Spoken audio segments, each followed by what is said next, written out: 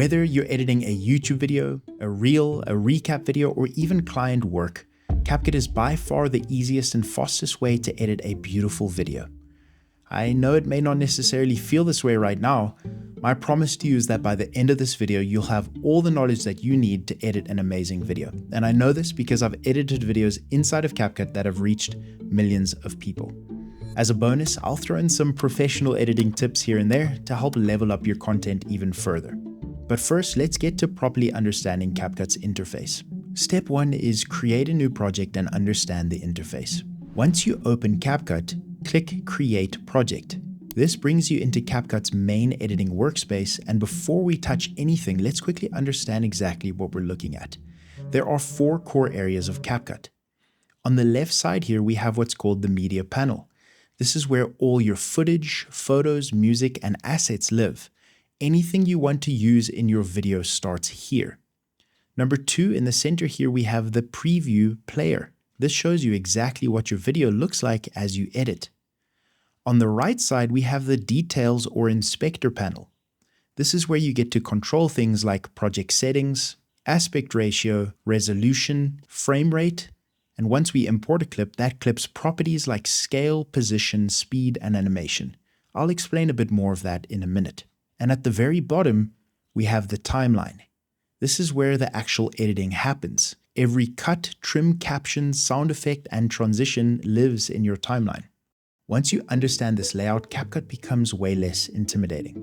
A quick side note, I've spent years editing in and teaching CapCut, and I've condensed everything that matters into one place. CapCut Lab is my exclusive course designed to upgrade your editing skills in the shortest time possible.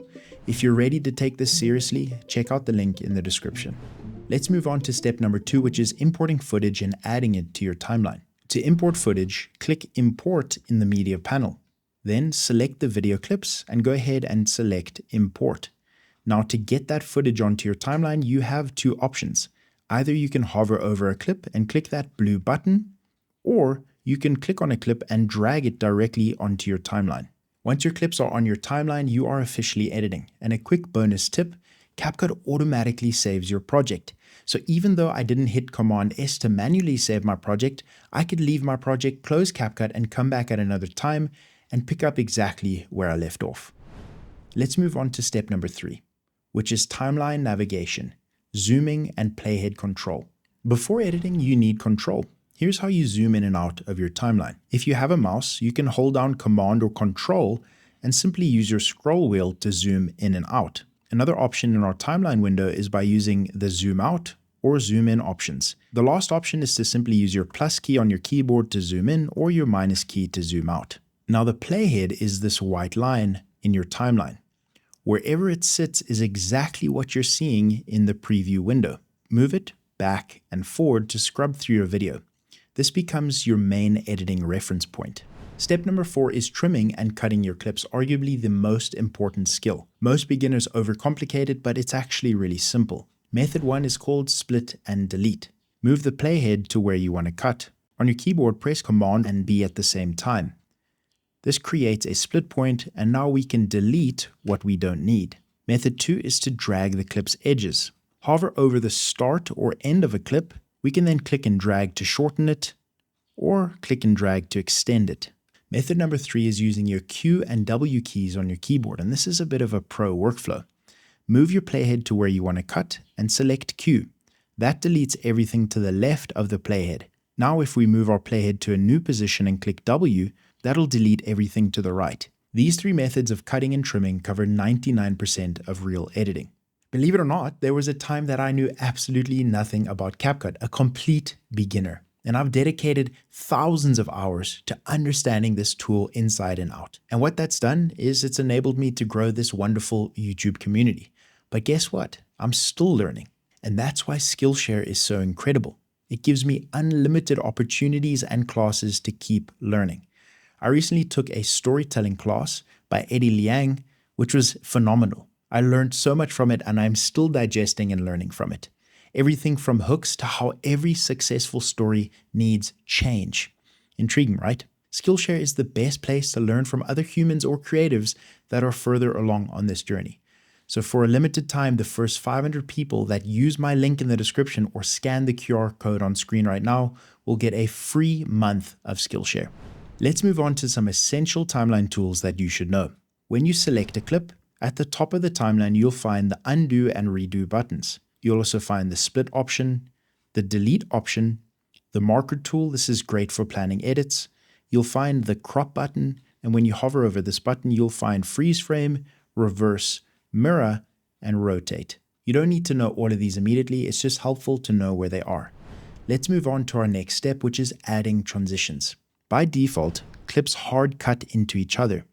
To add a transition, click Transitions, and then you can hover to preview different styles. Once you find one that you like, you can go ahead and drag that between the two clips that you want that transition to be between. Then to adjust it, select the transition and change the duration simply by dragging on that transition or moving over to your inspector panel and changing the duration there. A bonus tip, if you find a transition that you really like, hover over it and click that star icon. This will then save it into your favorites folder, which you can access on the far left side of the media panel. This moves us on to our next step, reframing and zooming on our footage. Select a clip, then go to Transform. Here, you can zoom in using scale, reposition the shot, and even rotate if you need. If you ever need to reset a value, just simply double-click the name and that'll reset it. You can also drag the video directly in the preview window. CapCut shows you alignment guides to help you center things perfectly. Let's move on to our next step, which is creating zooms with keyframes, and this is really when things start to feel professional. Anything with a diamond icon next to it can be animated. For example, let's move our playhead to the very beginning of our clip 1. We can then go to Transform and click on Add Keyframe. The diamond turns blue. On our timeline, at that specific point, you'll see that a little blue diamond appears. This means that there's a keyframe on that clip at that point. Let's move our playhead forward to near the end of the clip and zoom in using our scale slider. You'll then see that this diamond turns blue. CapCut then automatically animates between those 2 points. Keyframes are how you create zooms and movement. Now let's reposition our clip in the player window. I want my wing to be centered, so on my second keyframe, I'll drag that clip into the center. Now we zoom into our clip and make sure that that wing remains in the center. Zoom animations are especially great for talking videos where we want to zoom into our subject, or to create some subtle motion when there's none in the camera footage. This moves us on to step number 9, which is adjusting a clip's speed. We can select a clip and then navigate to speed. The speed of a clip will automatically be set to 1 times, unless you adjust it. You can speed the clip up, or you can slow the clip down. Or you can set the exact duration that you want that clip to be.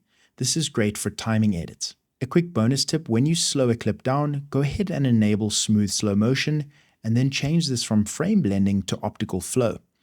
This will remove that choppiness that you oftentimes see when slowing down a clip. Adjusting a clip's speed or duration is especially great for B-roll and pacing. Think about a time-lapse or even slow motion footage.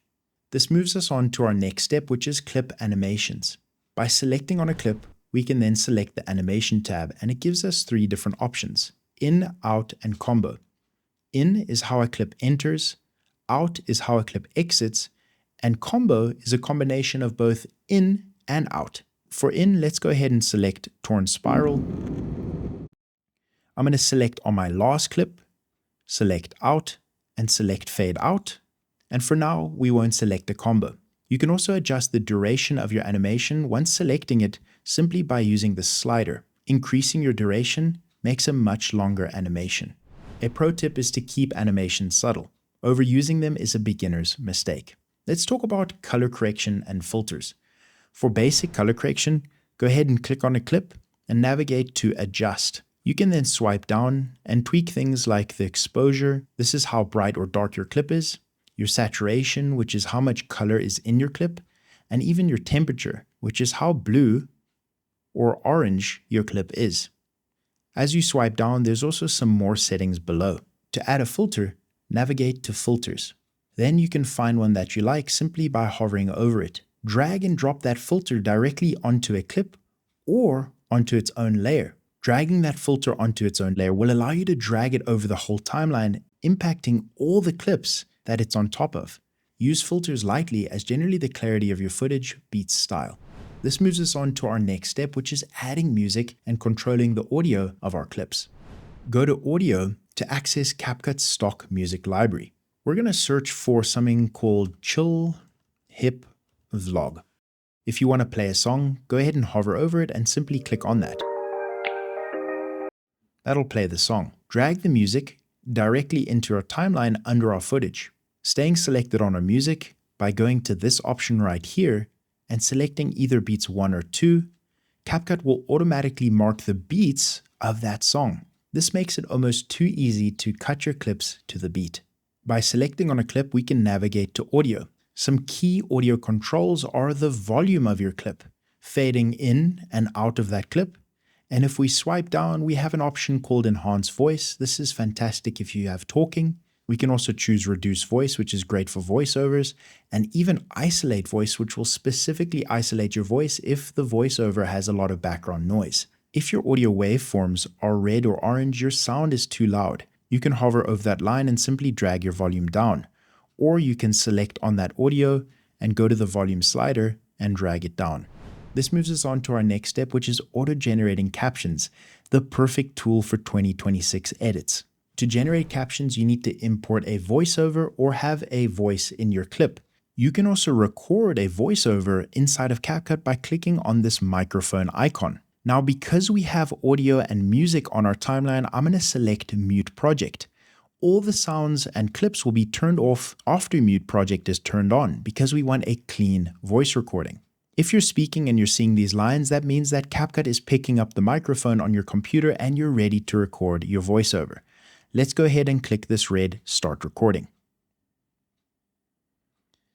This is my adventure into the heart of the wilderness. Calm, tranquil, and exactly where I need to be.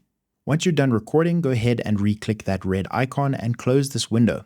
You'll see that we have a new voiceover directly onto our timeline. We can then navigate to Captions, select the spoken language, and click Generate. Staying selected on your auto captions, you can also navigate to Animation, and by selecting one, CapCut will automatically apply its captions templates. This is one of CapCut's biggest advantages. Let's move on to adding some custom text to your project. If you want text instead of captions, go over to the text option and then drag in default text. You can then stay selected on that text layer and customize it in the inspector panel. You can also go to animation and add animations if needed. CapCut also has a whole bunch of text templates. Simply by clicking on that text template, we'll find cool text templates that we can use. Because we're traveling, I'm going to swipe down to travel and drag one of these into my timeline. I'm going to click on my default text and click delete to remove that from my timeline. And let's go ahead and leave this as Tokyo, Japan. When I play my timeline,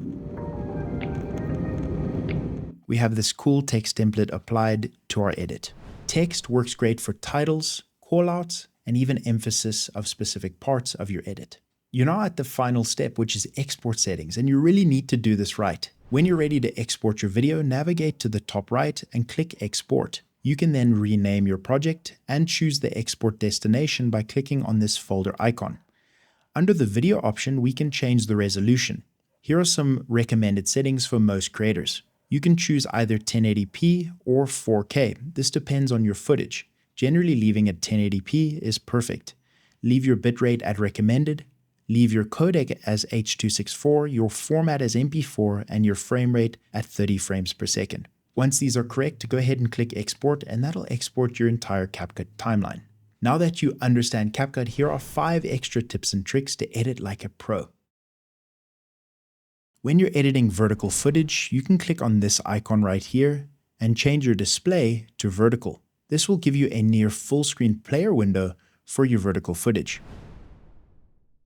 Instead of adjusting the colors of each clip individually, go to the Adjustment tab and add a custom adjustment layer. Much like a filter, any tweaks that you do to this adjustment layer will impact all the clips underneath it. Beautiful colors in your video are a great way to increase the professional feel of your edit. If you find that CapCut is a little laggy or choppy while editing, you can do two things. Number one is to go to your settings by clicking on CapCut, then settings, navigate to performance, and turn on proxy. This will automatically make files that are easier for your computer to edit. When you export though, CapCut will use your original footage so you don't have any quality loss. The other thing you can do is lower the preview quality over here in the bottom. Simply by clicking on full, you have a couple different options.